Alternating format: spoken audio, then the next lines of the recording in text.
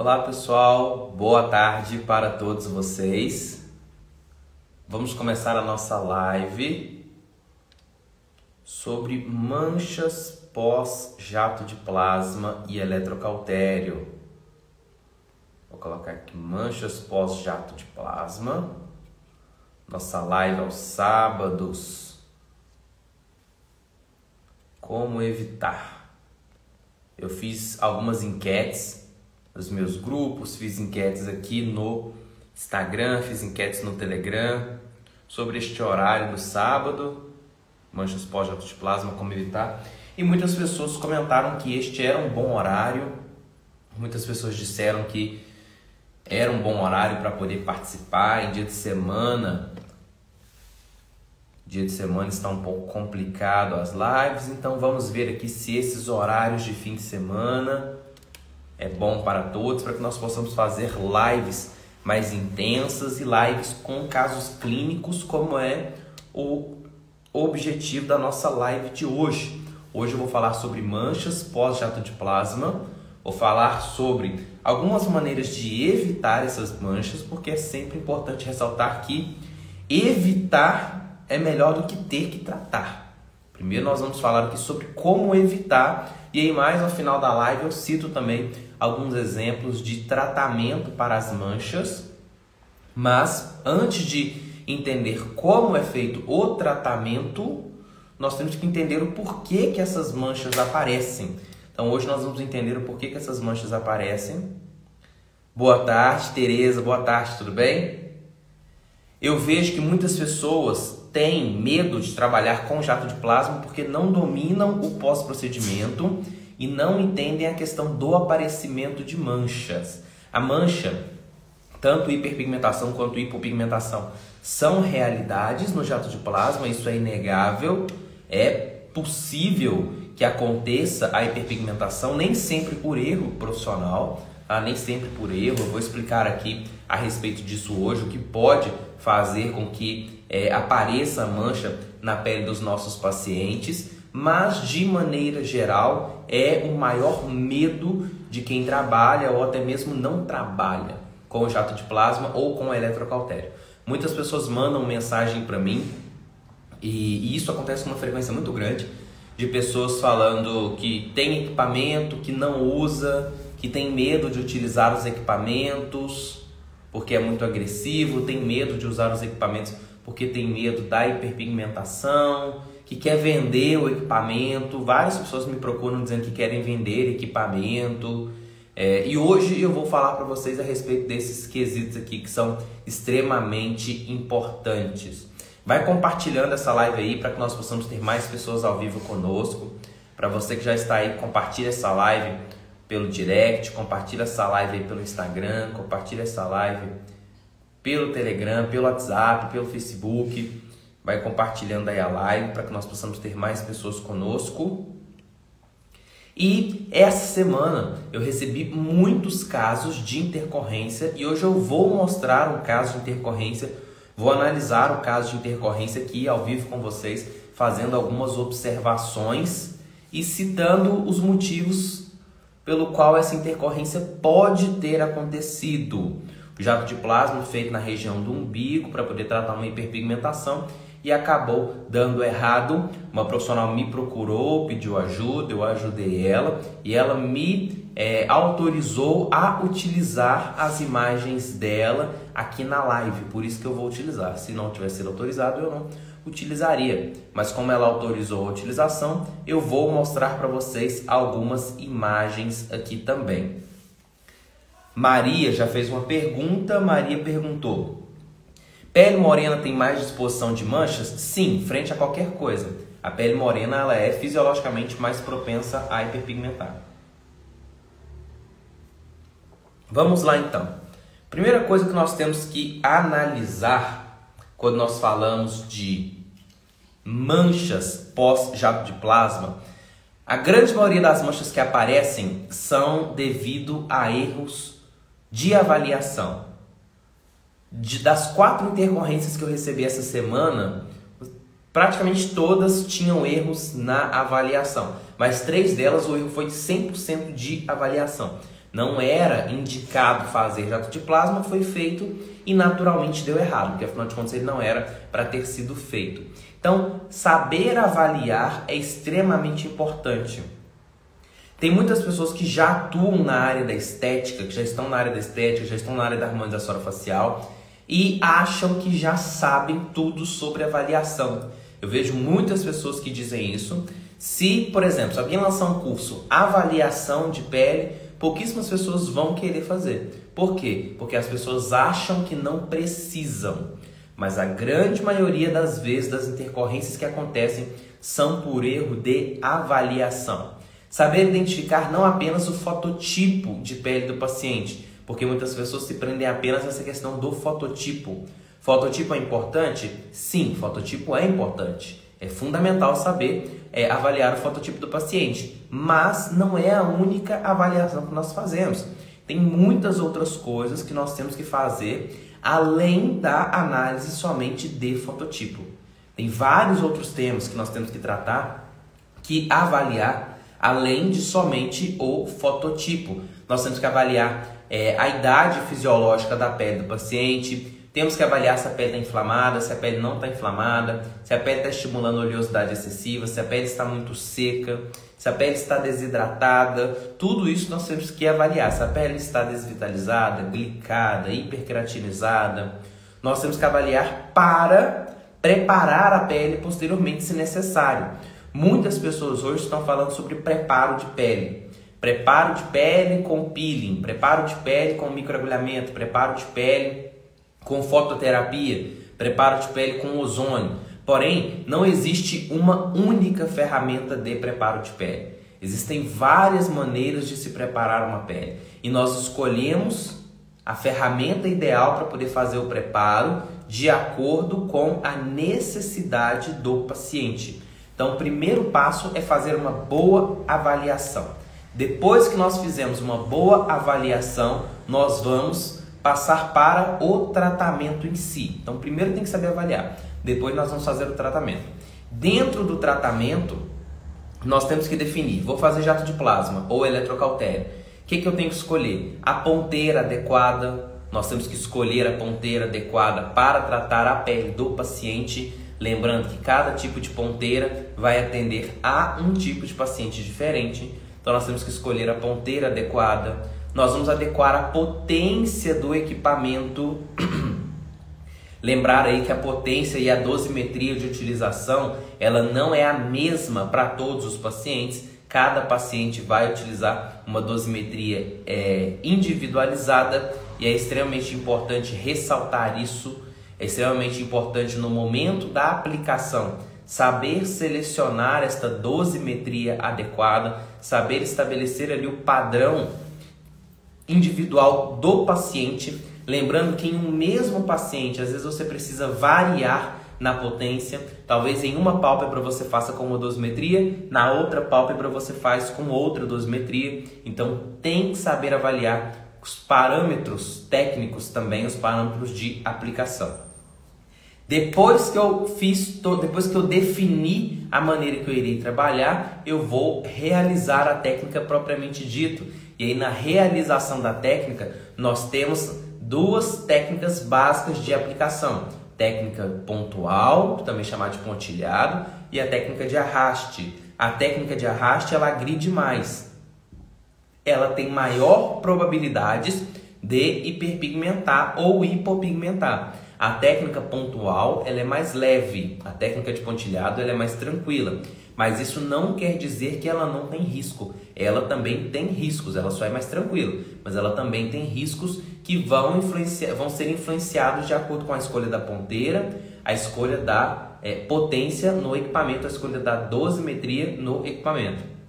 Muitas pessoas estão confundindo hoje plasma direto com plasma indireto, utilizando a teoria de plasma indireto para poder fazer jato de plasma, sem levar em consideração que está trabalhando com plasma direto ou vice-versa. Então, muitas pessoas estão confundindo isso. Plasma direto com plasma indireto, plasma indireto com plasma direto. As pessoas confundem eletrocautério com jato de plasma. A parametrização dos dois, dependendo do equipamento, vai ser diferente. Nós vamos parametrizar o eletrocautério de um jeito e o plasma de outro, dependendo do equipamento. Então, saber analisar esses parâmetros técnicos e estabelecer esses parâmetros técnicos é extremamente importante. Depois que nós analisamos estes parâmetros técnicos, nós já fizemos a pré-avaliação, já avaliamos, vamos começar a aplicar. Estamos fazendo a técnica de pontilhado, controlando a lesão. Depois disso, nós vamos para o pós-procedimento.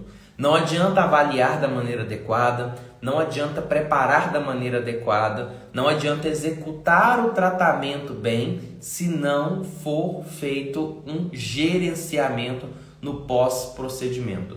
O gerenciamento pós-procedimento é extremamente importante. O profissional tem que saber gerenciar para que ele possa executar o tratamento da maneira adequada. Saber o que indicar para o paciente no pós-procedimento e como indicar.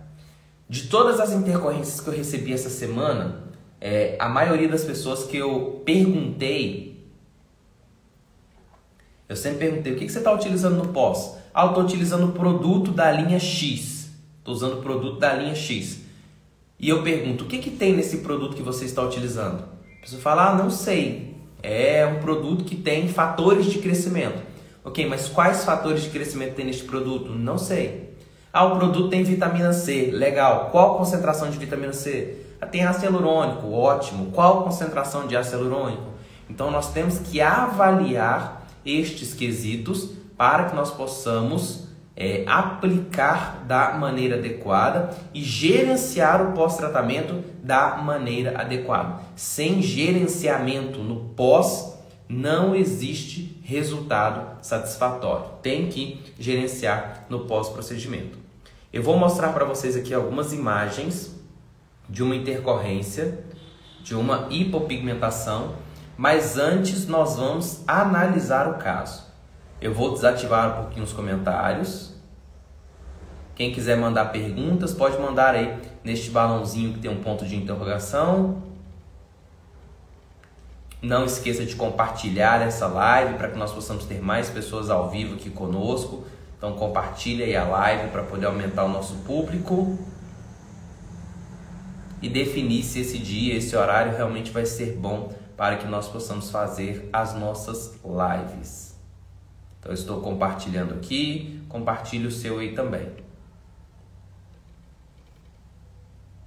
Aqui nós temos uma aplicação, essa é minha, tá? Essa aplicação está correta, é uma aplicação de pálpebra.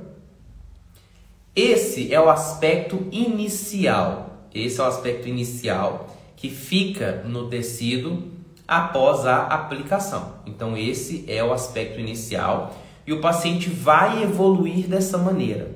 Esse é um bom aspecto da maneira que tem que ficar no pós-procedimento. Eu coloquei no meu stories essa imagem aqui e perguntei se o aspecto estava normal. Algumas pessoas responderam que não, outras pessoas responderam que sim.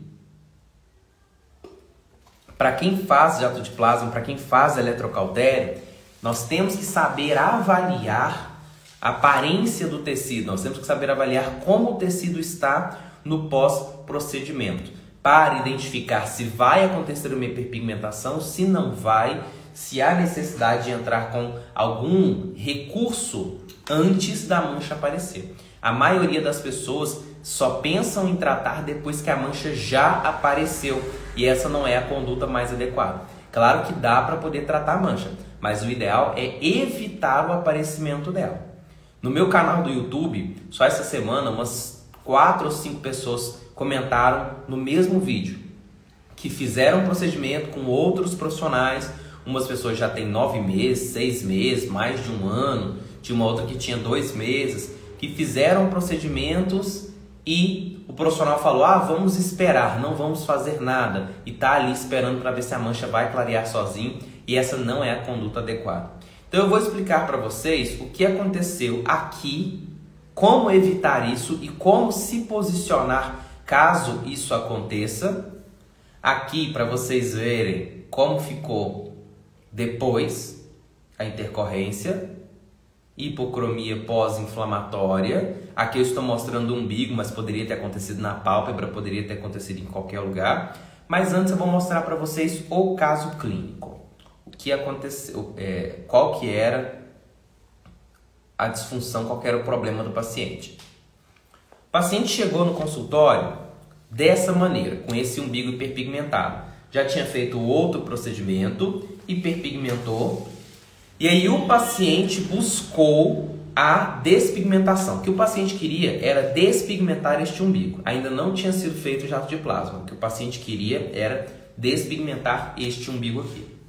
Jato de plasma é indicado para ele? Não.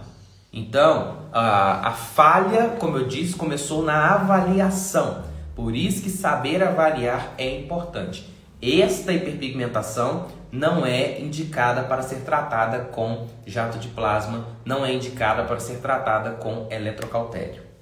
O jato de plasma trata a hiperpigmentação? Sim. O eletrocautério trata a hiperpigmentação? Sim, mas não esse tipo, não é essa ocasião aqui. A hiperpigmentação que o jato de plasma vai tratar, a hiperpigmentação que o eletrocautério vai tratar, são melanoses solares e manchas senis, que são as mais indicadas.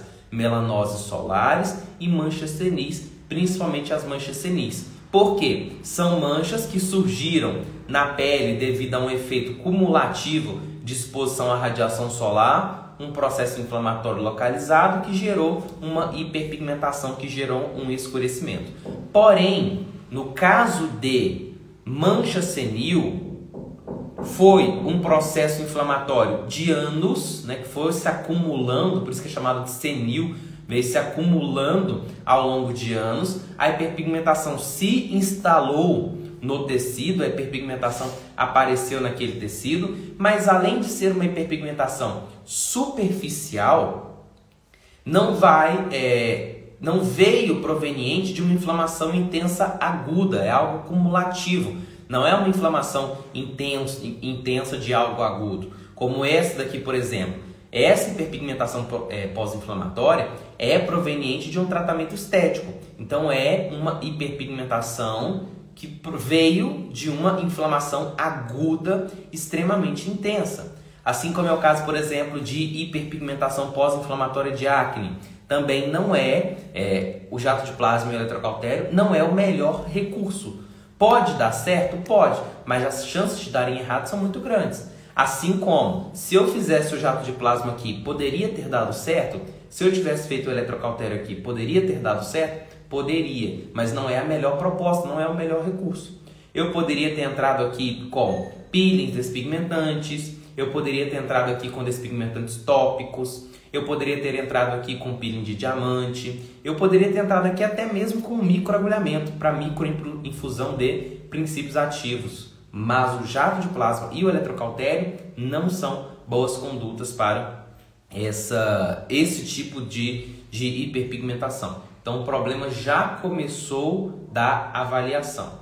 Foi feita a cauterização, e aí eu vou mostrar para vocês a outra imagem da cauterização. Foi feita a cauterização.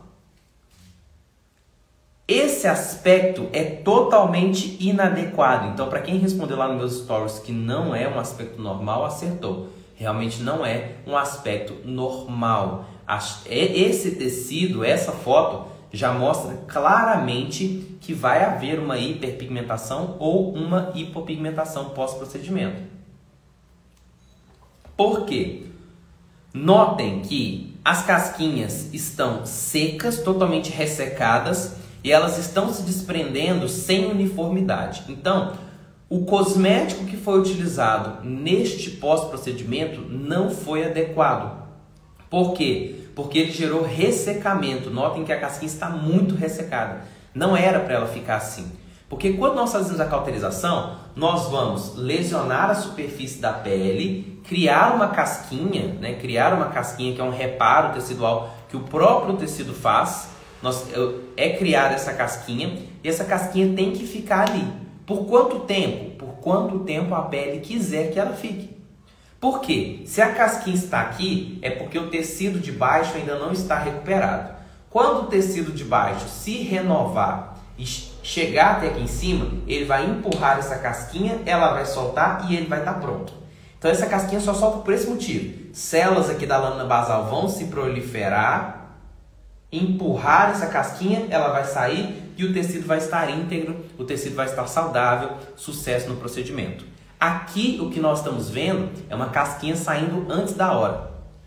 Se o seu paciente te mandou foto pós-jato de plasma, pós-eletrocautério, a casquinha saiu e o tecido está rosado desse jeito, entre com uma conduta para modular a inflamação, porque vai hiperpigmentar ou vai hipopigmentar. As probabilidades são muito grandes, porque o tecido ainda não está íntegro, o tecido ainda não se recuperou. Se está rosado dessa maneira, é porque o tecido definitivamente ainda não se recuperou. Então nós não podemos permitir que isso aconteça.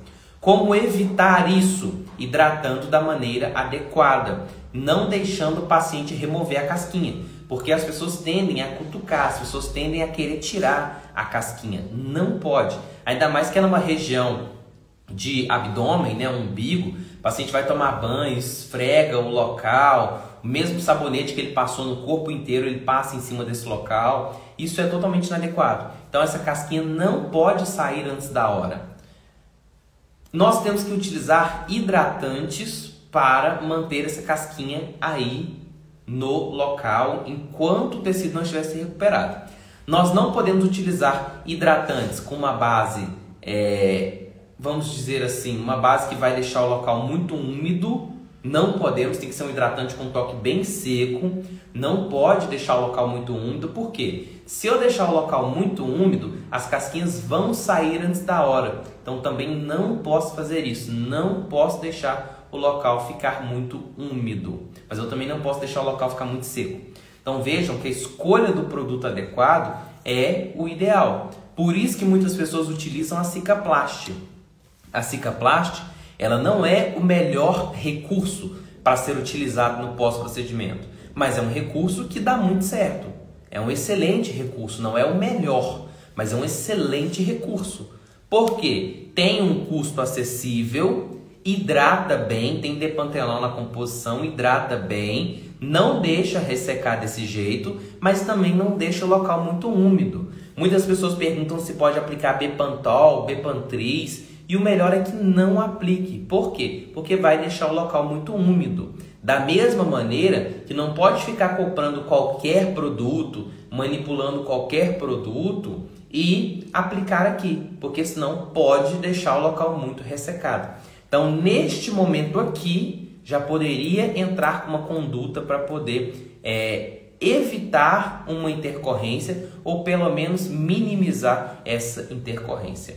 A casquinha, ela continuou se desprendendo. Notem, como eu disse, ela já está muito ressecada, está com aspecto de ferida mesmo, está com aspecto de queimadura mesmo, e não deveria estar assim, deveria estar bem mais sutil, deveria estar bem mais leve. Notem a vermelhidão nessa parte onde a casquinha já saiu, notem a vermelhidão, notem o quão sensível a pele está. Está muito, muito, muito sensível. A chance de hiperpigmentar aqui é muito grande. Nós temos que tomar cuidado também com fonte de calor. É uma outra maneira de evitar a hiperpigmentação, evitar as manchas em geral, tanto hiperpigmentação quanto hipopigmentação. Evitar a exposição à fonte de calor.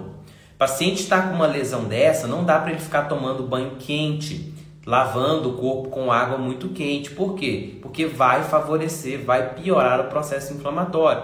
O paciente tem que tomar cuidado no momento de secar com a toalha, para não ficar raspando aqui.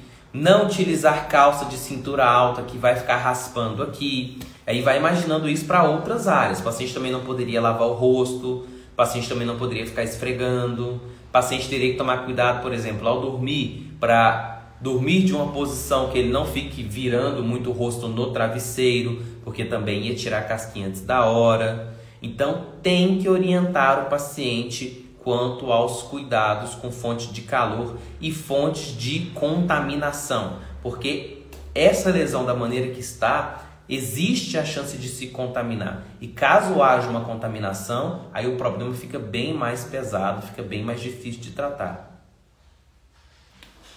Então, tem várias dicas aí que eu vou dando para vocês de como nós poderíamos evitar. Ficou esse aspecto, ele definitivamente não é normal, inclusive é até uma maneira de você saber, uma dica aí para quem trabalha com jato de plasma, é uma maneira de você saber se o seu paciente tirou a casquinha antes da hora ou não. Pede foto para o seu paciente, eu peço, com 24, 48 e 72 horas. Se o seu paciente te mandar foto nesse período, não tiver mais casquinha ou já tiver caído a maioria e o tecido estiver rosado, as chances dele ter tirado são muito grandes. 99,9% de chances dele ter tirado a casquinha antes da hora, porque ficou rosado. Não é normal que fique rosado.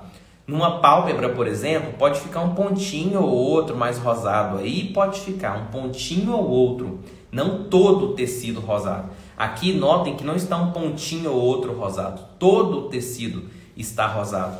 Neste momento, eu aplicaria um sérum com ácido hialurônico.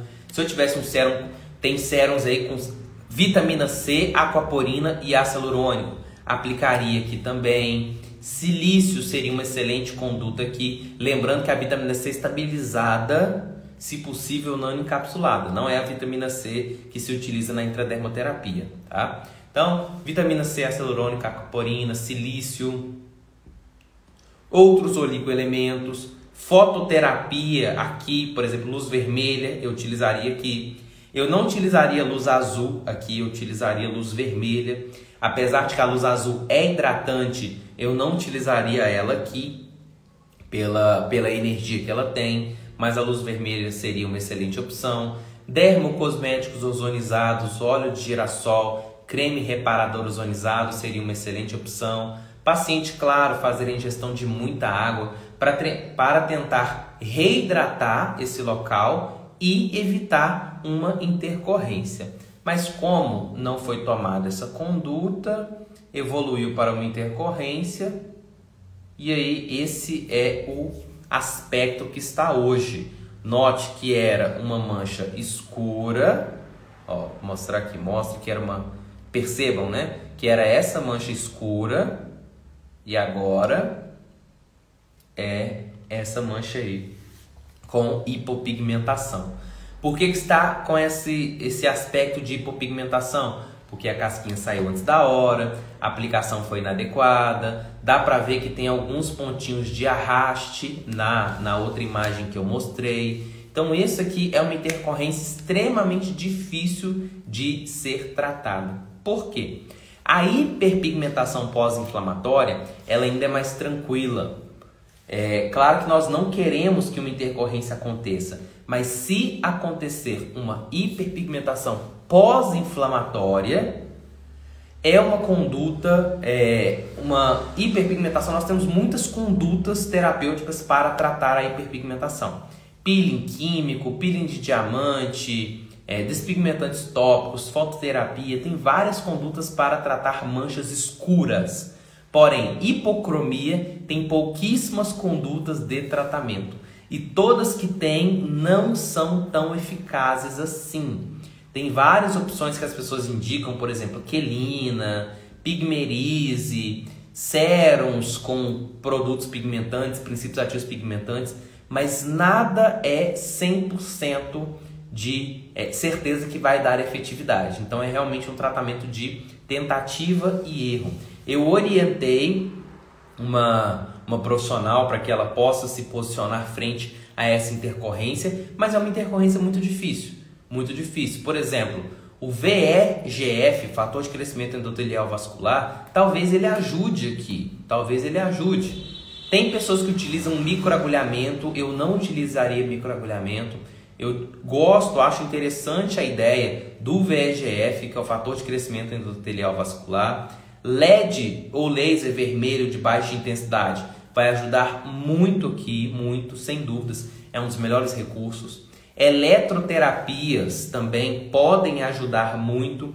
O próprio peeling elétrico que o jato de plasma, que o eletrocautério pode fazer, ou a eletroestimulação que o jato de plasma pode fazer, ambas condutas também podem ser interessantes aqui. Ponteira L, ponteira esférica, ponteira em disco, podem ser condutas interessantes aqui. Cauterizar, sem chance. Cauterizar, não se cauteriza mais aqui.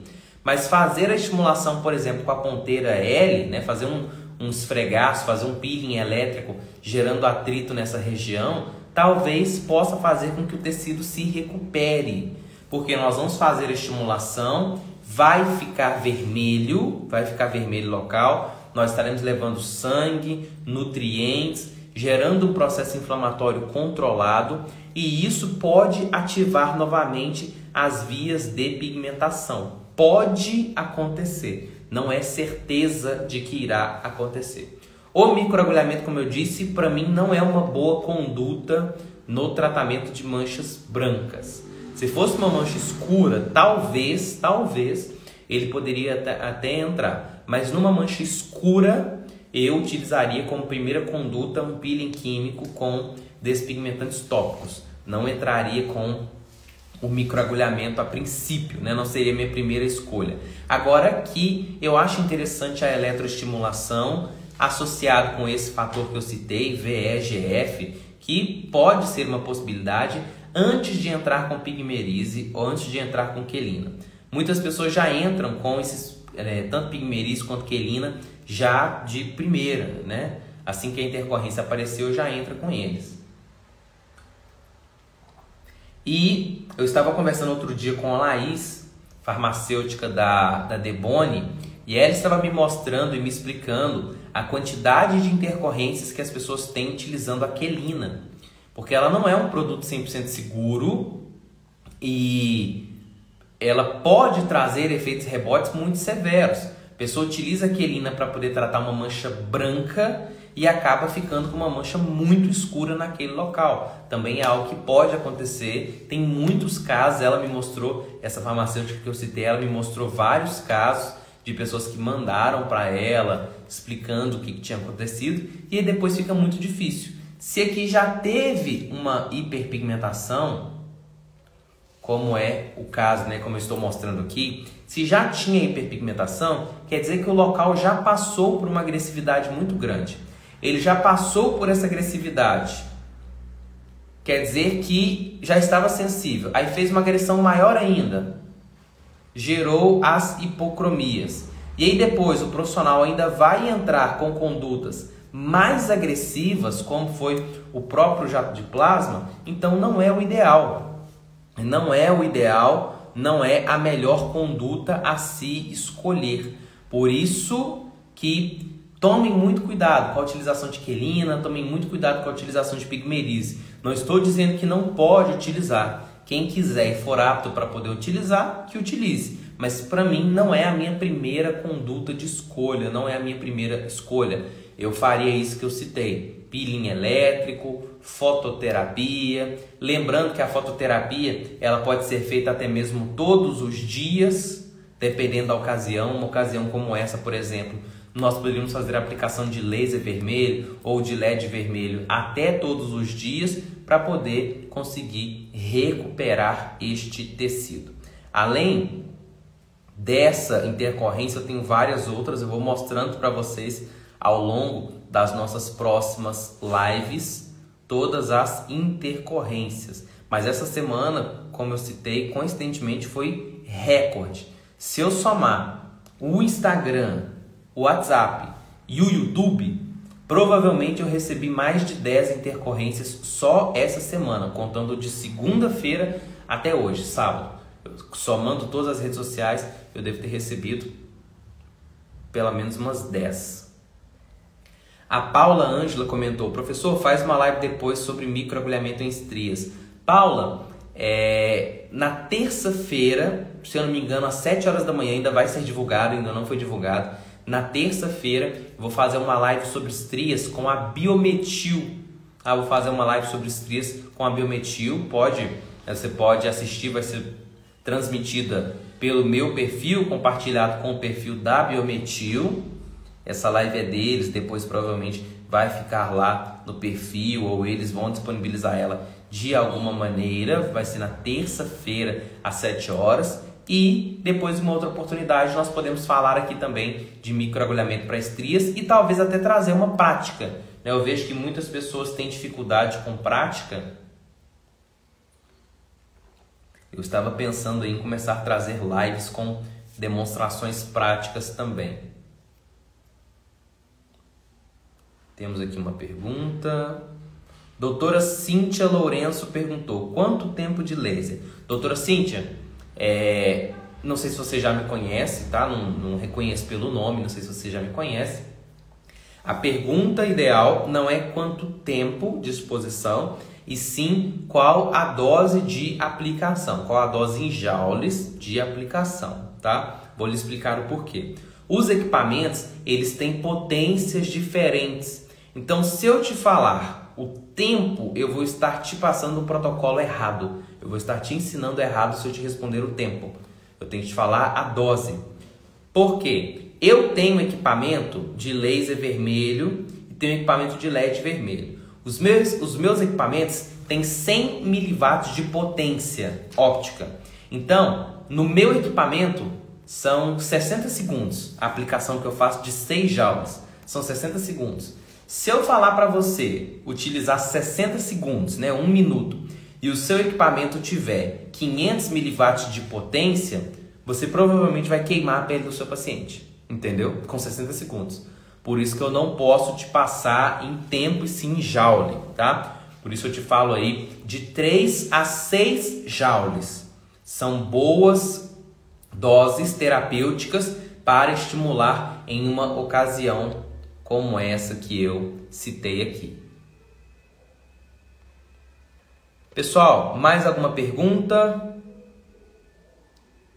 Alguém quer perguntar mais alguma coisa, comentar mais alguma coisa? Não apareceu nada aqui.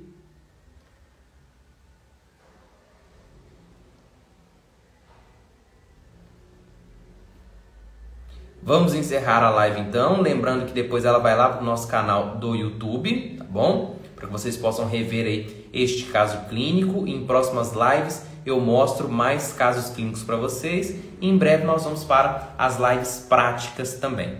Muito obrigado pela atenção de todos vocês que estavam aqui. Fiquem com Deus e excelente final de semana para todos. Grande abraço, tchau, tchau.